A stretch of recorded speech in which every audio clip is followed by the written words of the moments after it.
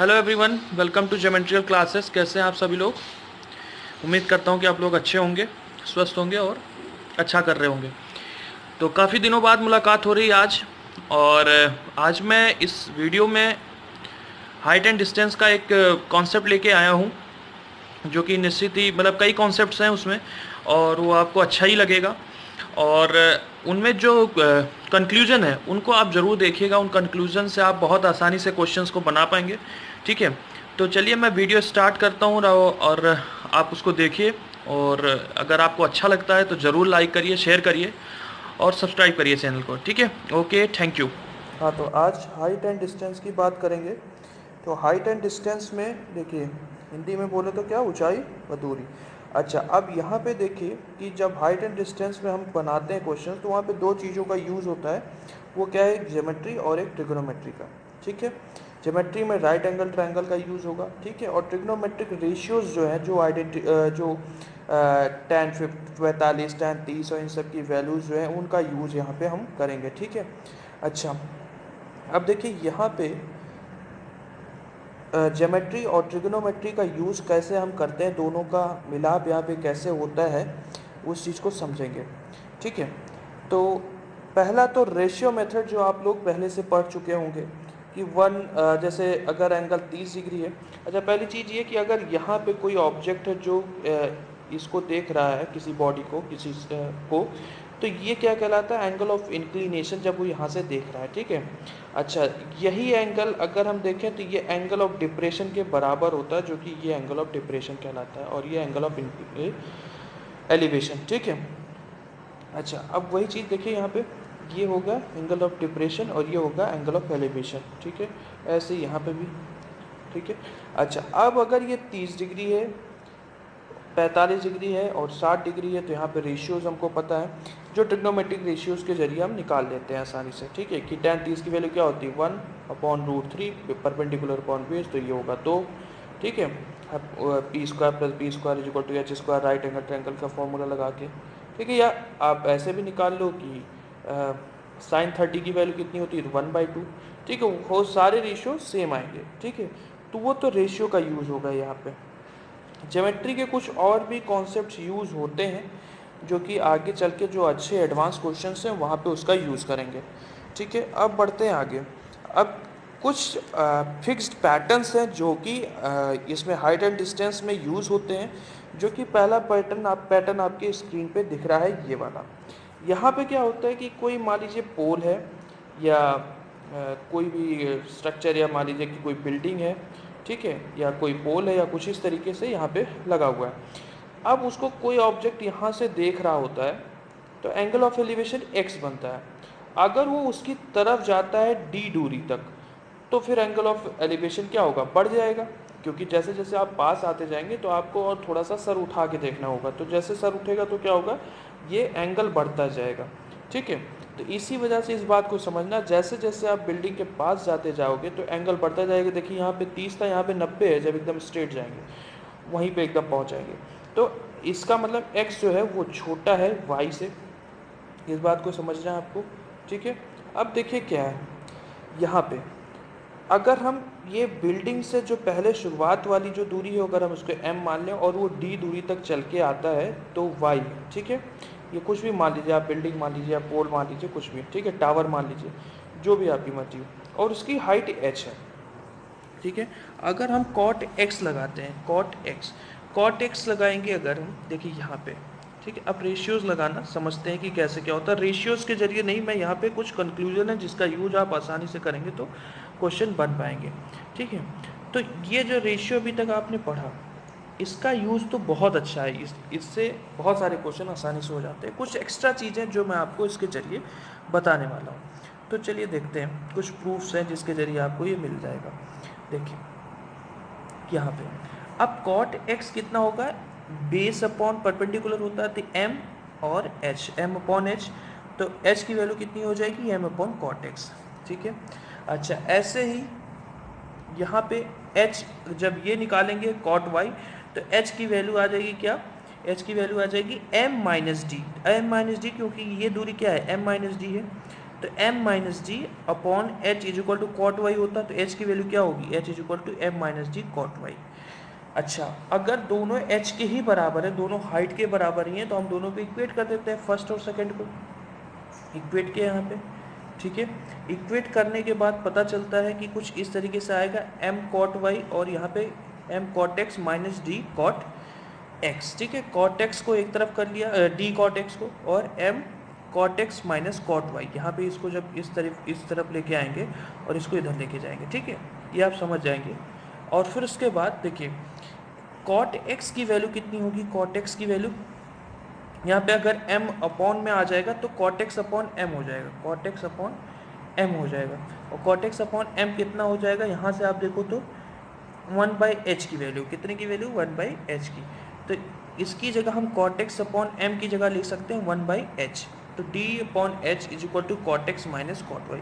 और यहाँ से फिर d इज इक्वल टू क्या आ जाएगा, cot X, d is equal to H cot x minus cot Y आ जाएगा। ठीक है, अच्छा अब उसके बाद आप देखिए तो ये कंक्लूजन जो है, अगर कोई सा भी एंगल दे रखा हो और x is smaller than y है, तो आप इसको आसानी से इस तरीके के स्ट्रक्चर में तुरंत लगा के आंसर निकाल सकते हो। तो ये भी एक तरीका है। अब दूसरी चीज़, 50% क्वेश्चन या कह लो आप 70% क्वेश्चन, करीब करीब 70% क्वेश्चन जो है वो 30 डिग्री और 60 डिग्री पे बनते हैं। ठीक है, अभी तक आप कोई भी किताब उठा के देखना तो मैक्सिमम क्वेश्चन 30 और 60 में बनते हैं। तो 30 और 60 का कंक्लूजन अगर आप डायरेक्टली याद रखो तो बहुत आसानी से क्वेश्चन आप तुरंत आंसर ऑप्शन देख के ही लगा सकते हो। जब x 30 और y 60 है तो यहाँ पर रख दोगे आप, तो cot x कितना हो जाएगा, cot 30 √3 आ जाएगा, और cot y कितना आ जाएगा, 1/√3। तो इसको करोगे तो कितना आ जाएगा, 3 - 1 सेकेंड,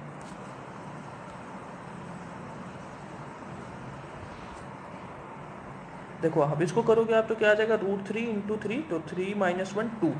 तो d इज इक्वल टू क्या आ जाएगा, h और 2/√3। ठीक है, अगर हम इसको लेके जाएं, इस तरफ लेके जाएं और 2 को इधर लेके आएँ, तो h इज इक्वल टू क्या आ जाएगा, d/2√3। क्या आ जाएगा, d/2√3। अच्छा, तो ये कंक्लूजन आप अगर 30 और 60 के केस में याद रखते हो, जैसे भी कोई क्वेश्चन आया, जैसे भी कोई क्वेश्चन आता है कि इस तरीके से कि ये मान लीजिए ये 30 हाइट दे रखी है और ये डिस्टेंस पूछ रहा है, अगर ये एंगल 30 है और ये एंगल 60 है। ठीक है, और ये डिस्टेंस पूछ रहा है कितनी दूरी वो चला जब ये एंगल 30 से 60 बन गया। तो आप डायरेक्टली निकाल सकते हो, h 30 है तो 30 इज इक्वल टू d/2√3 है, तो 30 × 2 60, 60/3 कर दोगे। ठीक है, और 60/3 कितना आ जाएगा, √3 से ऊपर नीचे मल्टीप्लाई करोगे तो 20√3 आ जाएगा, डायरेक्टली आप निकाल दोगे। ठीक है, सिमिलरली ऐसे ही आप इसको भी कर सकते हो, जब दो तरफ से, मतलब किसी भी पोल, कोई भी पोल है और उसके दोनों साइड से एलिवेशन देखा जा रहा है कि इधर से कुछ है एंगल और इधर से कुछ और बन रहा है, और इनके बीच की दूरी दे रखी, इस तरीके का भी आपने पैटर्न देखा होगा। तो इस तरीके के पैटर्न में क्या होता है, इस तरीके के पैटर्न में आप ये चीज़ लगा देंगे। ठीक है, आप जैसे अभी मैंने ऊपर प्रूव किया वैसे यहाँ पे क्या होगा, यहाँ पे माइनस कॉट वाई रहता है, यहाँ पे प्लस। ठीक है, बीच में प्लस रहता है। ठीक है, तो d is equal to H cot x plus cot y, ये होगा। समझ आई बात। अगर कोई और भी एंगल है तो आप यहाँ पे डायरेक्टली रख के निकाल सकते हैं, बहुत ज़्यादा टाइम नहीं लगेगा इससे। ठीक है, ये बात समझ आया। अगर यहाँ पे 30 और 60 रखते हैं तो 30 और 60 रखने पे यहाँ पे क्या होगा, यहाँ पे देखो कॉट 30 रखेंगे, कॉट 30 रखेंगे तो कितना आ जाएगा, √3, है ना, और कॉट वाई 1/√3, तो कितना आ जाएगा, 3 × 3, √3 × √3 3 हो जाएगा, +1 4/3 आ जाएगा। ठीक है, 4/√3 आ जाएगा, तो 4/√3 आ जाएगा, तो h की वैल्यू कितनी आ जाएगी, d√3/4, जो अगर 30 और 60 दे रखा है। आप आसानी से तुरंत आंसर निकाल सकते हो इसमें भी। समझ आई बात ये। तो ये कुछ रेशियोज से थोड़ा आसान बन जाएगा, कब, जब ये सब दिए रहेंगे, 30 और 60 दे रखा है तो आप तुरंत ही निकाल पाओगे। ठीक है, d मान लीजिए d दे रखा हो 30, ठीक, और आपसे हाइट पूछता है कि ये हाइट कितनी होगी, तो आप तुरंत ही, अगर ये 30 दे रखा है तो बस तुरंत 30/2 √3 किया तो कितना आ जाएगा, 15√3 आ जाएगा। ठीक है, आप इस कंक्लूजन को याद कर लीजिए। मेन मतलब मेरा इससे नहीं है, इससे कुछ भी मतलब नहीं, ये तो सिर्फ आपको समझाने के लिए था। मेन मतलब इनसे और इनसे है, ठीक है। इस कंक्लूजन को अगर आप याद रख लेते हैं पैटर्न के साथ, ठीक है, तो आप आसानी से क्वेश्चन को सॉल्व कर पाएंगे। बढ़ते हैं आगे। अगला क्वेश्चन देखिए, अगला कॉन्सेप्ट समझिए। देखिए ये कॉन्सेप्ट क्या है कि जब ये क्या चीज़ जैसा बनता है, जब एक पैटर्न देखा होगा कि एक कोई टावर है, ये कोई बिल्डिंग है, ठीक है। अच्छा, अब इसकी कुछ हाइट ज़्यादा, किसी की हाइट कम है, किसी की हाइट ज़्यादा है, तो कैपिटल एच और स्मॉल एच इसलिए मैंने ले रखा है। जब इसके बेस से देखते हैं, अगर दूसरे वाले के हाई रूफ पे या मतलब उसकी ऊंचाई को देखते हैं तो कितना एंगल बनता है, एक्स एंगल बनता है। जब इधर से ये बड़े वाले को देखते हैं तो वाई बनता है इसके बेस से, मतलब दोनों के बेस से उसकी हाइट को देखा जाता है अगर, ठीक है। तो फिर इस तरीके का आपने पैटर्न देखा होगा।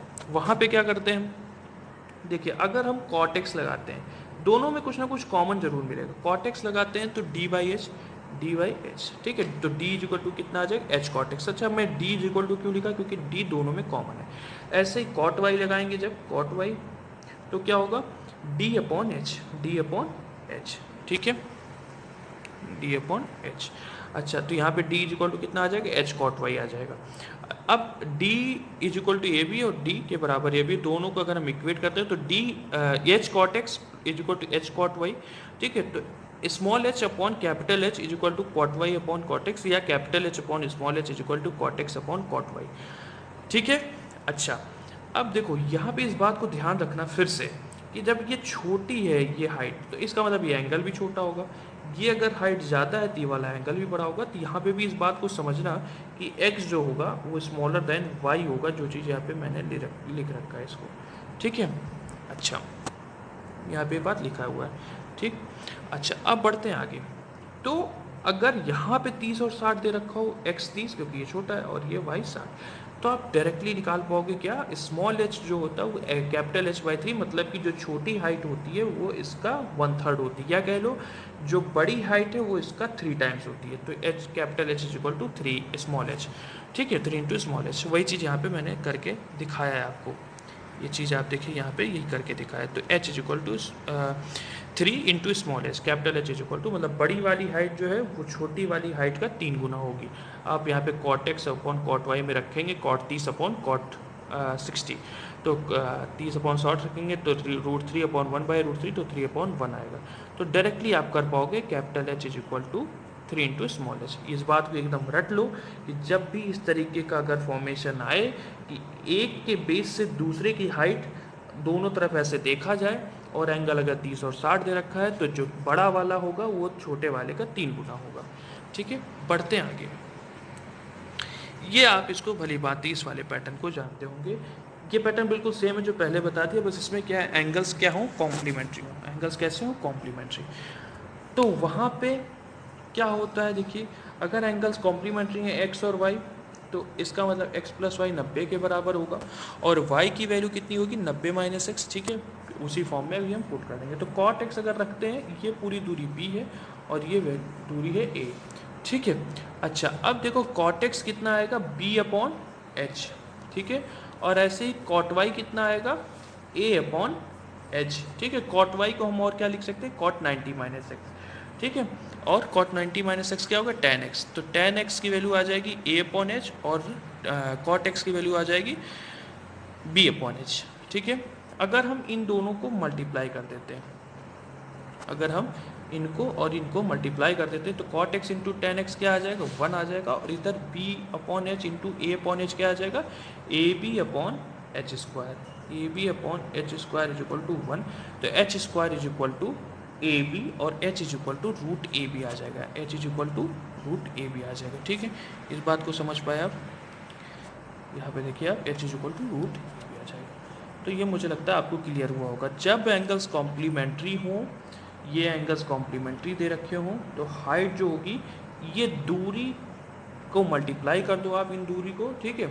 जैसे मान लो कि अगर ये 4 दे रखा है और ये दूरी 9 दे रखी है, तो हाइट पूछ रहा है और एंगल्स कॉम्प्लीमेंट्री, तो 4 इंटू नाइट और 9 और रूट कर दोगे तो कितना आ जाएगा 6, तो हाइट 6 आ जाएगी। ठीक है, तो अगर ये 4 दे रखा था, ये 9 दे रखा था, तो हाइट पूछ रहा था, तो एच इज इक्वल टू कितना आ जाएगा 4 इंटू 9 और रूट कर देंगे तो 6 आ जाएगा।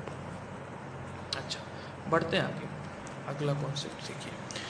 ये कॉन्सेप्ट क्या है, ये भी आपने पैटर्न देखा होगा बहुत से बार, है ना।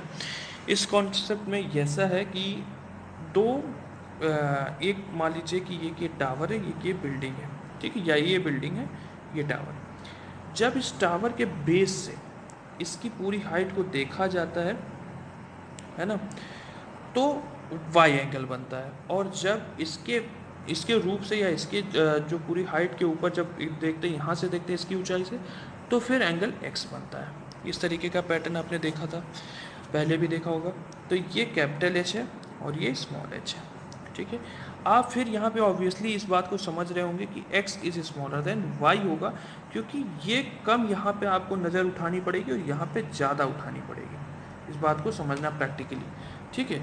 समझ आई बात, ये ज़्यादा यहाँ पे ऊंचाई, यहाँ पे ऊंचाई कम है, ये ऊंचाई कम है एज कम्पेरेटिव टू दिस, ठीक है। अच्छा, अब देखिए यहाँ पे अगर हम कॉट y निकालते हैं, कॉट y क्या होगा, d/h, ठीक है। तो d की वैल्यू कितनी आ जाएगी, फिर देखो हमने d ही इक्वल टू क्यों लिखा, क्योंकि d दोनों में कॉमन है, तो d इज इक्वल। ये अच्छा, ये एक बात और समझिएगा, जितने भी अभी तक हमने ये कंक्लूजन लिखवाए हैं, ये सिर्फ आपको सारे क्वेश्चंस के, उन क्वेश्चंस के लिए नहीं जहाँ पे वैल्यू दे रखी होगी, कहीं कहीं पे ये प्रूफ ही पूछ लेता है कि अगर ये d है, ये कैपिटल H है, ये स्मॉल h है, ये x है, ये y है, तो बताओ क्या रिलेशन बनेगा इन सब के बीच में। तो इस तरीके का भी पूछ लिया जाता है। तो इस कंक्लूजन को याद रखना आपको वैसे भी ज़रूरी, क्योंकि आप वहाँ पे प्रूफ करने नहीं बैठेंगे, ठीक है। तो चलिए देखते हैं आगे। यहाँ पे देखिए, तो यहाँ तक समझ आया कि d equal to H cot y. अगर हम कॉट एक्स निकालना चाहें, कॉट एक्स, तो d/, ये होगा, और ये क्या होगा, capital H minus small h, capital H minus small h, तो ये कितना होगा, यही capital H minus small h, D आ गया। तो d इक्वल टू क्या आ जाएगा, cot X into capital H minus small h। जब इन दोनों को हम बराबर करेंगे, क्योंकि d की ही बराबर है दोनों, इन दोनों को बराबर करेंगे तो क्या आ जाएगा, देखिए h cot y is equal to H cot x minus h cot small h cot x, ठीक है। अच्छा, अब देखिए यहाँ पे इसको इधर ले आते हैं और इसको उधर लेके जाते हैं, मतलब कैपिटल H वालों को एक साइड कर लेते हैं। तो small h cot X is equal to capital H, और इसको कॉमन कर लिया, क्योंकि यहाँ पे कॉट एक्स और कॉट वाई दोनों के साथ है, तो cot x minus cot Y आ जाएगा। यहाँ से रिलेशन क्या मिलेगा, capital H is equal to H cot x upon cot x minus cot Y. और इस रिलेशन को याद रखिए, क्योंकि कभी कभार ये चीज़ सीधे डायरेक्टली पूछ लिया जाता है, ठीक है। तो कुछ याद नहीं रखना है, छोटी वाली हाइट मतलब बड़ी वाली हाइट के बराबर क्या होगी, छोटी वाली हाइट छोटा वाला एंगल, फिर उसके बाद छोटा वाला एंगल और बड़ा वाला एंगल माइनस बड़ा वाला एंगल, ठीक है। Cot x upon cot x minus cot y. अब यहाँ पे भी वो चीज़ हमने बताई कि जब 50% या 60% सवाल 30 और 60 पे पूछे जाते, तो उस बात को डायरेक्टली याद रखो आप। यहाँ पे देखो क्या होगा, यह जैसे वो कैंची वाला था, इस तरीके का बन रहा था फिगर, जहाँ पे एक इसके बेस से फिर इसके बेस से, तो यहाँ पे क्या होता था, जो बड़ी वाली हाइट है वो छोटी वाली हाइट का 3 गुना है। यहाँ पे क्या होता है, जो बड़ी वाली हाइट है वो छोटी वाली हाइट का 1.5 गुना होता है, 3/2 of small h, capital H जो होता है, ठीक है। इस बात को याद रखिएगा। कैसे, देखिए जब 30 और 60 है तो आप यहाँ पे रख देंगे वैल्यू, ठीक है। तो देखिए रखेंगे तो h इंटू √3 कॉट एक्स की जगह कॉट 30 की वैल्यू, फिर कॉट 30 माइनस कॉट 60 √3/1 माइनस √3। अच्छा, ये करेंगे तो कितना आ जाएगा, देखिए यहाँ पे √3 इंटू √3 3 माइनस 1 तो 2 आ जाएगा, और ये √3 ऊपर जाया जाएगा, तो √3 इंटू √3 3 आ जाएगा। तो इस बात को बिल्कुल याद रख लीजिए कि capital H is equal to 3 into small h by 2, या कह लीजिए कि बड़ी वाली जो हाइट होगी वो छोटी वाली हाइट का 1.5 गुना होगी, 3/2 टाइम्स होगी, ठीक है, स्मॉल h के। इस बात को याद रख लीजिए जब एंगल, लेकिन इस बात को ध्यान रखिएगा जब एंगल 30 और 60 दे रखा हो, तो ये बहुत मदद करता है। आप विश्वास करेंगे कि आप देखेंगे जब मॉक लगाइएगा या आप एग्ज़ाम देंगे, तो आपको कई बार ऐसे क्वेश्चंस दिख जाएंगे और आप तुरंत ही इसको लगा के आगे बढ़ जाएंगे, ठीक है। इसमें टाइम वेस्ट नहीं करना पड़ेगा, आपको रेशियो नहीं याद बनाना पड़ेगा, ठीक है, फिगर नहीं बनाना पड़ेगा। सबसे बड़ी बात है इसको याद रखने से, इनको याद रखने से फिगर बनाने की ज़रूरत नहीं पड़ती, बस खाली आप क्वेश्चन को समझ लेंगे, पहचान लेंगे जैसे ही, तुरंत ही आप इसको कर पाएंगे, ठीक है। बढ़ते हैं आगे। अगला कॉन्सेप्ट बहुत ही अच्छा कॉन्सेप्ट ये भी है। यहाँ पे क्या होता है कि ये प्योरली मैंने फिक्स्ड एंगल पे ले लिया है, क्योंकि फिक्स्ड एंगल पे अधिकतर पूछा भी जाता है, ठीक है। वैसे इसका भी प्रूफ है, लेकिन मुझे लगा कि इस पे अधिकतर अभी तक क्वेश्चन इसी एंगल्स पे पूछा गया है, तो इस वजह से मैंने इसे बता दिया। देखो एक हिल है, ठीक है।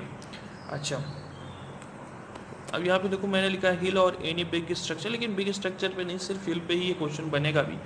देखिए क्या है, वहीं पे आप चढ़ाई भी करेंगे, ठीक है, इस वजह से, और कहीं पे आप करेंगे नहीं, ठीक है। तो देखिए अब एक हिल है, तो वहाँ पे अगर हम किसी पॉइंट से कुछ, उसके बेस से कुछ दूरी पे किसी पॉइंट से अगर हम उसकी हाइट को देखते हैं, उसकी ऊंचाई को, तो एंगल 45 का बनता है, बात को समझिएगा।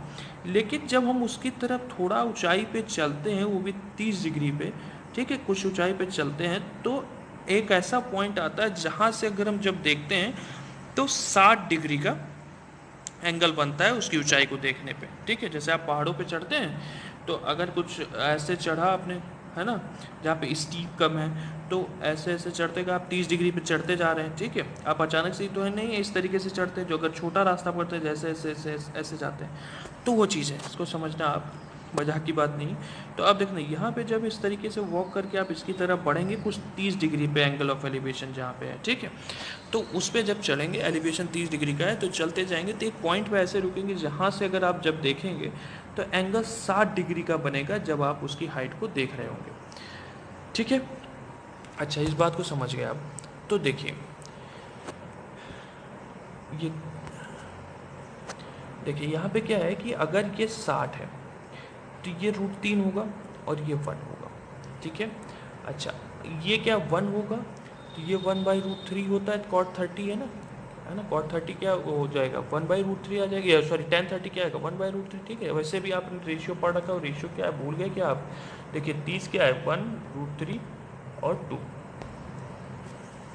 ठीक है। ये क्या हो जाएगा 1√3/2, और ये हो जाएगा √3 1 2, जब ये 60 होगा और ये 30 होगा, इस बात को आप अभी पढ़ चुके हैं। तो देखिए वही चीज़ है, तो 30 पे क्या हो जाएगा 1 और √3। अच्छा, 45 पे क्या होगा, ये पूरा और ये बराबर होंगे, 1 1 √2 होता है, 1 1 √2 होता है, आपको याद होगा, ठीक है, 45 पे। अच्छा, अब यहाँ पे देखिए √3 अगर ये है तो इसका 1 होना ज़रूरी है, और यहाँ पे भी 1 होना ज़रूरी है, ठीक है। इस बात को समझिए, क्योंकि ये 1 था तो ये भी 1 होगा, इतनी दूरी। देखिए अगर ये 1 था तो ये भी 1 होगा, ठीक है। ऐसे यहाँ पे ये 1 था तो ये भी 1 होगा, तो एक स्क्वायर का फॉर्मेशन हो जा रहा है। तो √3 + 1 ये भी है, √3 + 1 ये भी है। अच्छा, अब देखिए वॉक, ये हाइट कितनी है, √3 + 1 कितनी है, √3 + 1, और वॉक कितना कर रहा है, देखिए आदमी रेशियो में 1√3, तो ये कितना होगा 2 होगा। वॉकिंग कितनी कर रहा है वो 2 यूनिट, ठीक है। अच्छा, हाइट यही चीज़ दे रखी होती है कि वॉक ये इतना किलोमीटर चला या इतना मीटर चला, ठीक है, इतना मीटर चलने के बाद ये चीज़ आई, ठीक है, कुछ दूरी चलने के बाद, सर्टेन डिस्टेंस चलने के बाद, तो ये जो दूरी चलता है वो दे रखा रहता है क्वेश्चन में। या मान लीजिए हाइट दे रखा है रहता है, तो पूछता कितनी दूरी चला, ठीक है। तो हाइट अगर निकालने के लिए पूछता है और ये दूरी दे रखा है, तो क्या करना है कि अब जब 2 की वैल्यू किसी उस डिस्टेंस, पर्टिकुलर डिस्टेंस के बराबर होगी जो चलेगा वो, तो 1 की वैल्यू कितनी होगी, एक बार फिर से बताते हैं। 2 की वैल्यू अगर पर्टिकुलर डिस्टेंस जो है उसके बराबर होगी, तो 1 की वैल्यू क्या होगी, d/2, ठीक है। और हाइट कितनी दे रखी, √3 + 1, तो √3 + 1 = कितना होगा, d/2 √3 + 1। इसी बात को मैंने यहाँ पे लिखा हुआ है, इसको आप याद कर लीजिए कि वॉकिंग, जितना वॉकिंग वो करेगा, और उसके बाद /2 वॉकिंग डिस्टेंस, इसको आप लिख लेना, वॉकिंग डिस्टेंस /2 और ब्रैकेट में √3 + 1, इसकी वैल्यू निकल जाएगी डायरेक्टली, ठीक है। तो इन कंक्लूजन्स को याद रखने से क्या होगा कि आप ये फिगर नहीं बनाने में, इसमें आप टाइम नहीं लगेगी, इधर उधर बनाने में आपको टाइम नहीं लगेगा। तो ये चीज़ ना सोच के सिर्फ आप क्वेश्चन देख के आप तुरंत ही इसको आप लगा पाएंगे, ठीक है।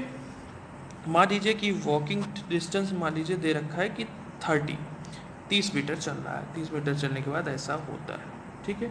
और आपको हाइट पूछ रहा है, तो बस आप डायरेक्टली 30/2 तो 15√3+1 हाइट होगी, हो गया क्लियर, तुरंत ही आप ऑप्शन लगा दोगे। तो ये बात आपको समझ आएगी। अब बढ़ते हैं आगे। ये क्वेश्चन ही बहुत अच्छा क्वेश्चन है और ये आपको बिल्कुल याद रखना है, क्योंकि यहाँ पे आप बहुत टाइम वेस्ट कर जाएंगे अगर आप ध्यान नहीं दिया तो। देखिए, एक राउंड बैलून है ऑफ रेडियस आर, उसकी रेडियस आर है। अच्छा, subtends and angle of alpha at the I of an observer, उस किसी ऑब्जर्वर जब ऑब्जर्वर किसी बैलून को देख रहा है, कितना उसकी वो बन रहा है, यहाँ पे एंगल का फॉर्मेशन हो रहा है अल्फा का, पूरा का कितना अल्फा का। ऑब्जर्वेशन जब वो कर रहा है, उसको देख रहा है उस बैलून को, तो एंगल कितना बन रहा है अल्फा का। अच्छा, while the angle of elevation of its centre, उसके सेंटर का, उस बैलून के सेंटर का जो एंगल ऑफ एलिवेशन है बेस से, ठीक है, नीचे से, सतह से, तो वो कितना है बीटा, कितना है वो बीटा है।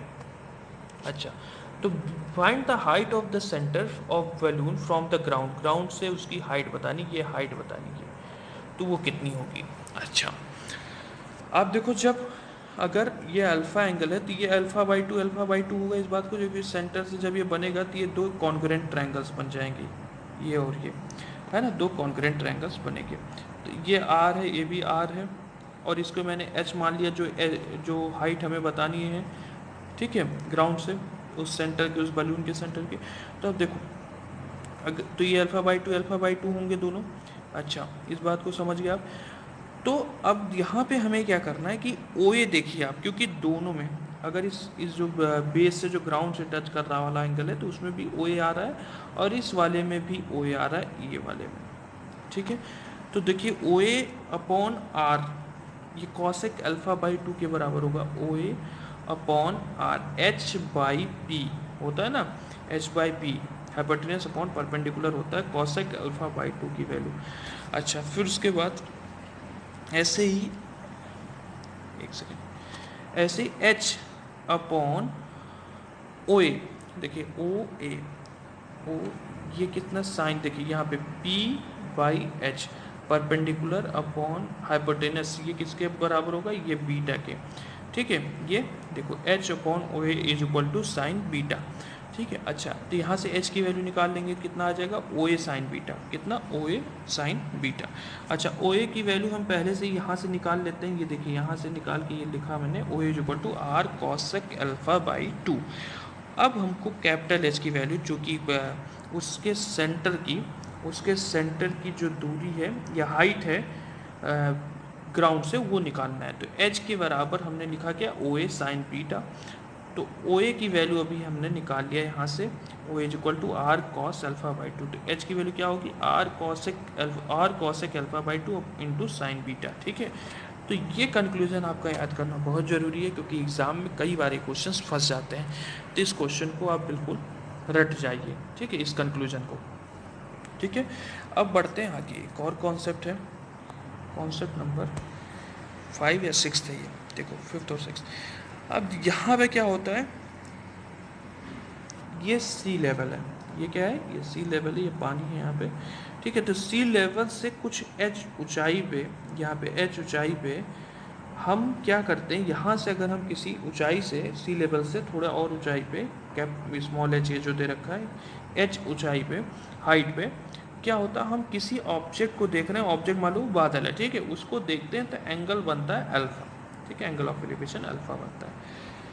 अच्छा, अब उसके बाद जब इसका रिफ्लेक्शन बनेगा कहाँ पे, पानी में, पानी में जब रिफ्लेक्शन बनता है तो वो कहीं पे यहाँ पे बनता है, तो उसको जब हम वही उसी पॉइंट से देखते हैं, तो एंगल ऑफ डिप्रेशन कितना बनता है, ये कितना बनता है, बीटा, ठीक है। अच्छा, अगर पूरी हाइट उस मतलब कि ग्राउंड लेवल से, जहाँ पे सी लेवल से अगर हम उसकी ऊंचाई देखें उस बादल की, उस क्लाउड की, तो वो P है, ठीक है। अच्छा, फिर उसके बाद, और ये H हाइट से देख रहा है कोई व्यक्ति या कोई भी ऑब्जेक्ट, ठीक है, यहाँ से देख रहा है। अगर इस बात को आप जानते होगे कि जितनी ऊंचाई से ये बन रहा है, जितनी ऊंचाई पे बादल है उतनी ही मतलब जितनी लेंथ डिस्टेंस इसकी होगी उतनी ही डिस्टेंस पे रिफ्लेक्शन भी बनेगा। ठीक है, तो अगर ये P है तो ए भी P होगा। समझ आई बात? ये बात तो आप एंगल ऑफ रिफ्लेक्शन ये चीज़ आप जानते होगे और ये ऊंचाई और ये चीज़ को समझ रहे होंगे। ठीक है, फिजिक्स में पढ़ा होगा आपने। तो अगर यहाँ से लेकर यहाँ तक मतलब ये सी लेवल से लेकर के उसकी ऊंचाई P है तो उसका रिफ्लेक्शन भी सी लेवल से नीचे जहाँ भी बन रहा होगा वो भी P होगा। ठीक है, अच्छा, और ये H दे रखा है तो ये भी H होगा। यहाँ से यहाँ तक, सॉरी यहाँ से यहाँ तक ये भी H होगा, तो ये P माइनस H होगा। तो बस अब कुछ नहीं करना है। तो देखिए इसको आप एक बार देख लीजिएगा, इसको सॉल्व कैसे करेंगे देख लीजिए आप। पूरा समझाने का मुझे नहीं लगता कोई मतलब है, सीधे सीधे आप इस बात को याद रख लीजिए कि उसकी हाइट क्या होगी सी लेवल से, P की वैल्यू क्या होगी, H जितनी ऊंचाई से देख रहा है इंटू कॉट अल्फा जिस एंगल ऑफ एलिवेशन जो है plus cot beta upon cot alpha minus cot beta. ठीक है, इस बात को आप कर लेना। ये देखिए बिल्कुल ये प्रूफ यहाँ पे दे रखा है। ठीक है, प्रूफ वैसे कहिए तो मैं समझा देता हूँ कि x देखिए यहाँ पे कॉट अल्फा जो है बेस अपॉन हाइपर ये परपेंडिकुलर होगा तो x upon P minus H, तो x की वैल्यू आ गई। अब x यहाँ पे भी इक्वल क्यों किया, क्योंकि x के इक्वल, क्योंकि नीचे भी जो ये बन रहा है ट्रायंगल वहाँ पे भी ये दोनों कॉमन है, x दोनों जगह कॉमन है। तो यहाँ पे देखो कॉट बीटा जब निकालेंगे तो x equal to sorry cot beta equal to X upon P by H हो जाएगा। तो x की वैल्यू यहाँ से p plus H cot beta आ जाएगा। इन दोनों को बराबर करेंगे क्योंकि दोनों x के बराबर हैं, तो ये बराबर करने पे कुछ इस तरीके से आएगा। तो p वाले टर्म को एक तरफ कर लेंगे और h वाले को एक तरफ, तो p की वैल्यू निकाल देंगे क्योंकि इसको नीचे ले आएंगे। तो h upon h cot alpha plus cot beta upon cot alpha minus cot beta. यहाँ पे भी एक बहुत ज़रूरी चीज़ जो नोट के तौर पे हमने यहाँ पे लिख रखा है। ठीक है, आप इसको देखिए, जब एंगल ऑफ एलिवेशन 30 दे रखा हो, एंगल ऑफ डिप्रेशन जो यहाँ पे जो जहाँ पे रिफ्लेक्शन जो बन रहा है ये वाला एंगल ऑफ डिफ्लेक्शन ये कह लो कि सॉरी ये कह लो कि अगर ये बन रहा है 60, ये 60 बन रहा है और ये 30 बन रहा है। ठीक है, इस तरीके के क्वेश्चन बनते हैं और इसी वजह से मैं आपको बता रहा हूँ। देखिए जब ये 30 बन रहा हो, ये 30 बन रहा हो और ये 60 बन रहा हो तो उस केस में क्या होगा देखना आप। ये कंक्लूजन निकला था, ये इस कंक्लूजन को तो आप याद ही कर लेना क्योंकि कभी कभार यही पूछ लेता है, और अगर नहीं याद किया तो कोई दिक्कत नहीं, तो आप इस बात को समझो पहले ही इसको। ठीक है, नहीं भी याद करेंगे तो ये आपको करना पड़ेगा। ठीक है, और कोई बड़ी बात नहीं। तो देखो 30 और 60 रखने पे क्या होगा, कॉट अल्फा 30 और कॉट बीटा 60, तो √3 + 1/√3 अपॉन √3 - 1/√3। तो ऊपर तो 4/√3 आ जाएगा और नीचे 2/√3। √3 से √3 कट जाएगा और 2 से 4 कट जाएगा तो 2h बचेगा। तो जितनी ऊंचाई से सी लेवल से उसको देखता है, उस क्लाउड को या कुछ भी ऑब्जेक्ट को देखता है, तो वो अगर हम इसको निकालना चाहें, इसकी जो सी लेवल से इसकी ऊंचाई है क्लाउड की, तो p = क्या आ जाएगा, 2 × स्मॉल h या जो भी है यहाँ पे जितनी ऊंचाई से देख रहा है। ठीक है, इसकी दुगनी ऊंचाई होती है इसकी पूरी। ठीक है, जब 30 और 60 दे रखा हो लेकिन। ठीक है, तो यही क्वेश्चंस थे, यही कॉन्सेप्ट थे जो मुझे समझाना था आप सभी को, और मुझे लगता है आपको समझ आए होंगे ये सारे कॉन्सेप्ट। तो आशा करता हूँ कि आप इस वीडियो को लाइक करेंगे और समझ आया होगा और अच्छे से, और आप इसको लाइक करेंगे और शेयर करेंगे ज़्यादा से ज़्यादा। ठीक है, ताकि और लोगों तक ये चीज़ें पहुँच पाएँ। और सबसे अच्छा तरीका देखिए, एक बात और मैं बताऊँगा, ये तरीका बिल्कुल बेहतरीन तरीका है, ये मैं बिल्कुल इसको डिनाई नहीं करता और मैं भी इसको फॉलो करता हूँ। ठीक है, लेकिन कहीं कहीं पे इन चीज़ों का बहुत अच्छा काम आप ले सकते हैं एग्ज़ाम के टाइम पे। कौन कौन सी वो चीज़ें, जैसे कि ये, इनका आप बहुत आसानी से यूज़ कर सकते हैं। ठीक है, तुरंत आप आंसर निकाल सकते हैं। ठीक है, इनका हो गया या ये हो गया कॉन्सेप्ट। ठीक है, इस तरीके की चीज़ों को आप तुरंत यूज़ करते हैं और यही मेन मतलब भी था इसमें मुझे बताने का। ठीक है, ये जो कॉन्सेप्ट हो गया कि ये कैंची में क्या हो जाता है, बड़ी वाली हाइट उसकी 3 गुना हो जाती है। ठीक है, इस तरीके से ये आपको बहुत पहले से ही पता होगा, h = √ab, जब ये और इंटू ये और फिर रूट में हाइट आ जाएगी। ठीक है, तो यही सारी चीज़ें जो हमें बताना था। ठीक, ये हो गया, ये हो गया। इन चीज़ों को आप बिल्कुल रट जाइए, ये कॉन्सेप्ट को, और इसको बिल्कुल कर लीजिए, पक्का कर दीजिए। तो इन चीज़ों को आप बिल्कुल पढ़िए और इन पे क्वेश्चंस मैं लगवाऊंगा, और भी अच्छे अच्छे कॉन्सेप्ट हैं अभी भी हाइट एंड डिस्टेंस पर, और इस बार सीबीओ में तो काफ़ी अच्छे अच्छे क्वेश्चन पूछे गए थे, उनको भी मैं सॉल्व कराऊंगा इसके बाद ही, और भी कुछ कॉन्सेप्ट बता करके, ठीक है। और ज्योमेट्री के कुछ जो जैसे एंगल बाइसेक्टर थ्योरम है, उसका भी यूज़ यहाँ पे यूज़ आप कर सकते हो, ठीक है। उन पे भी क्वेश्चंस बनते हैं। अभी तक तो खैर ज़्यादा नहीं आए हैं, लेकिन जिस तरीके से सीपीओ में क्वेश्चन पूछे गए हैं तो उम्मीद है कि उस तरीके के भी क्वेश्चन इसमें बन सकते हैं, जहाँ पे आप एंगल बाइसेक्टर थ्योरम भी लगा सकते हो इस इनके स्ट्रक्चर पे, इनके जो भी पैटर्न पे ये क्वेश्चन पूछते हैं, ठीक है। उस तरीके के भी क्वेश्चन मैं करवाऊँगा। तो फिलहाल आज के लिए इतना ही। तब अब अगली वीडियो जब तक आती है तब तक के लिए शुक्रिया, धन्यवाद। आपने